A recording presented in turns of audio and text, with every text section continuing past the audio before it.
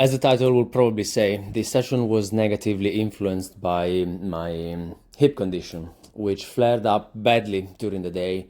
I was feeling pain as I was cycling back home, which is something that I don't usually experience. And to be honest, the previous week, it wasn't feeling actually too bad. It was feeling like it was improving steadily. And for a second, I had the foolish idea and conviction that I had kind of found a way to deal with this, but clearly not, because it came back and with a vengeance, it seems. Something that I have not done much in the past was stretching, and I'm the kind of person that thinks that stretching is maybe a bit overrated, and I always try to strengthen tissue when I feel like something is not going right.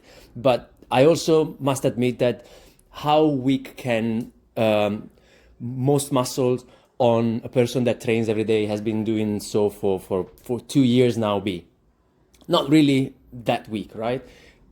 In relative terms to the strength of the individual. So I am including some more stretching because I feel like it's giving me temporary relief, and it also, on a neurological level, is probably a good thing to implement, a good tool to use, because it trains the muscle to relax under tension, which is something that it can never do. And because of the proximity to the sciatic nerve, I believe it's the external rotator complex in the under the left glute that are irritated, and I don't really seem to be able to find a continuous period of time where I can avoid to piece the area off for long enough that it starts reeling back in.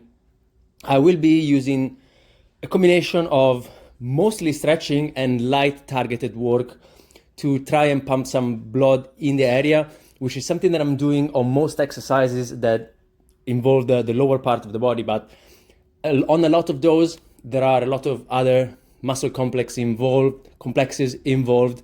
So there is a higher risk for something to go wrong and for the tissue to be upset somehow, which luckily is not something that was happening on these single leg squats. Even though I felt like it would be a bad position to be in, the only moment when I feel like there is a bit of discomfort is when I'm picking up the dumbbells from the floor before starting the set. And that is mainly due to the fact that I am in a position of relative lumbar flexion when I'm reaching down and grabbing the dumbbells. And that is the main thing that actually gives me a bit of discomfort. As soon as my back straightens back up, everything goes away. And it is also why it's been very difficult for me to really pinpoint what the cause of the issue is, simply because I noticed that it is very common for me to feel discomfort in situations where I'm bracing my core. And that can range from a variety of exercises to the most basic thing, such as coughing or sneezing.